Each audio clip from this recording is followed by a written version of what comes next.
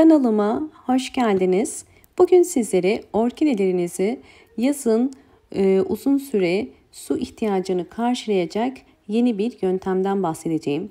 Eğer sizler de tatile gidecekseniz ya da evden uzaklaşıp çiçeklerinizi evde bırakacaksanız orkidelerinizin su ihtiyacını karşılayacak, aynı zamanda vitamin desteği sağlayacak sizlere çok önemli bir tarif vereceğim. Bunun için bugün bal kullanacağız.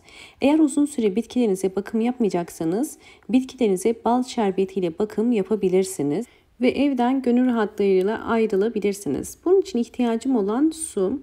Önce 1 litre suyun içerisine ben 1 çay kaşığı, bakın sadece 1 çay kaşığı silme şekilde bal koyuyorum. Bu bal organik bir bal. Kesinlikle çok faydası olacaktır. 1 çay kaşığı balı 1 litre suyun içerisine karıştırıyorum. Bakın bu şekilde karıştırıyoruz. Önce iyice suda erimesini sağlıyorum. Daha sonra bu 1 litre suyun üzerine ben 1 litre daha su koyacağım. Yani toplamda 2 litre su koymuş oluyoruz. 1 çay kaşığı balı biz 2 litre suyun içerisine koyuyoruz ve bunu karıştırıyoruz. Evdeki çiçek sayınıza göre artırabilirsiniz. Üzerine de 10 damlaya yakın limon suyu kullanacağım. Limon suyu kullanmamın nedeni, limon suyu orkide köklerinde bir takım eğer hastalıklar, böceklenmeler varsa orkidenizi hastalık ve böceklerden kurtarır ve kök gelişimini de daha hızlı olmasına ve daha sağlıklı kökler çıkarmasını destekleyecek. Bu yöntemi kullanmak için 2 yöntem sizlere bahsedeceğim. Bir, çiçekli orkidelerdeki bakımı, bir de orkidenizin çiçeği yoksa ve sağlıklı kökler elde etmesi için nasıl yapmamız gerektiğinden bahsedeceğim. İlk olarak bu yöntem özellikle eğer orkideleriniz çiçekli ise ve orkidelerinizi evde bırakıp uzaklaşacaksanız orkidelerinize sadece bir kereliğine bu bal şerbetini yazın verebilirsiniz. Çünkü bal topraktaki pH dengesizliğini sağlar. Bu da bitkinin daha fazla su depolamasına yardımcı olur.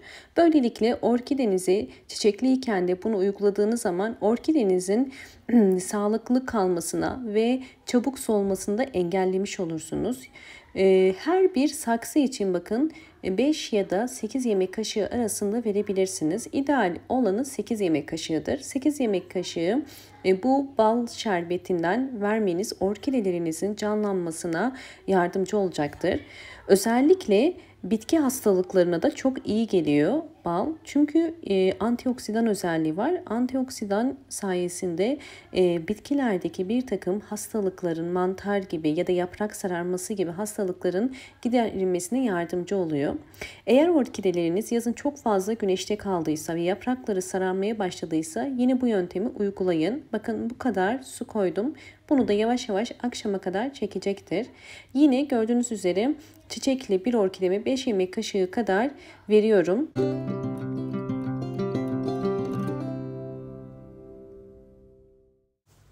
Gördüğünüz üzere orkidelerim bol çiçekli. Bu şekilde çiçekli orkidelerinizi yazın eğer evde çiçekli kalmasını, devam etmesini istiyorsanız mutlaka bal şerbetini verin ve uzun süre su vermeyeceğiniz zaman diliminde verirseniz çok daha faydası olacaktır.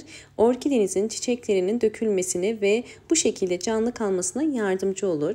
Şimdi hemen ikinci yöntemimiz için elimde çiçekleri dökülen bir orkidem var.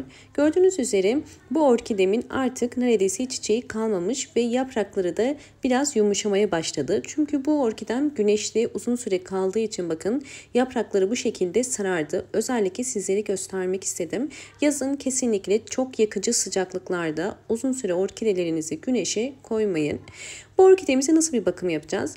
Yeniden canlandırmak, sağlıklı kök ve yapraklara ve çiçeklere sahip olması için ilk işlem olarak budama işlemi. Budama işlemi bu tarz orkidelerde orkidenizin yeni çiçek dalı çıkarmasını hızlandırır.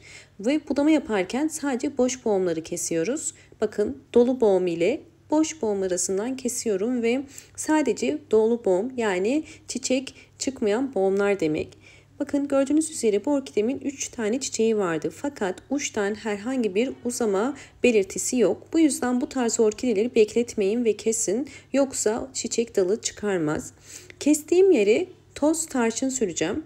Toz tarçın antioksidan özelliği sayesinde kestiğiniz dalın kurumasını ve sararmasını engeller ve kesilen yerin çabuk kurumasını sağlayarak orkidenize yardımcı olur. Bunu da çok hafif bir şekilde sürmüş olduk. Şimdi bu orkidemin bakın yeniden canlanması için orkideme bal şerbeti veriyorum. Yine 8 yemek kaşığı kadar bal şerbetini bu orkideme vereceğim. Eğer orkidelerinizde güneş yanığı oluştuysa güneş yanıkları maalesef tekrar iyileşmez. Fakat diğer solan ve sararmaya başlayan orkidenizin yapraklarını canlandırır. Bakın bu kadar koydum ve bunu akşama kadar bekleteceğim.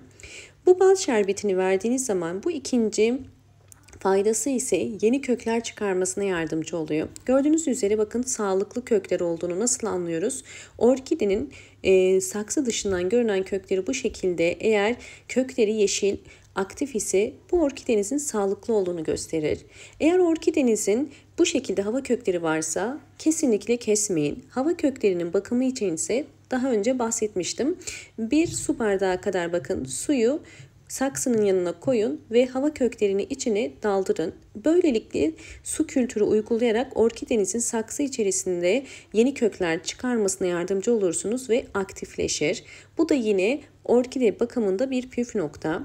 Eğer 3. aşama olarak orkidenizin hiçbir çiçek dalı yoksa, bu tarz orkideleri yeniden çiçek dalı çıkarabilmek için bu yöntemi kullanabilirsiniz. Çünkü bu tarz orkidelerde genelde saksı içerisindeki kökler çürümüş oluyor. Yani sağlıklı köklerin olmadığını gösteriyor. Bakın bunlar yeni çıkan kökler zaten belli ediyor. Fakat çoğunluğu çürümüş kökler.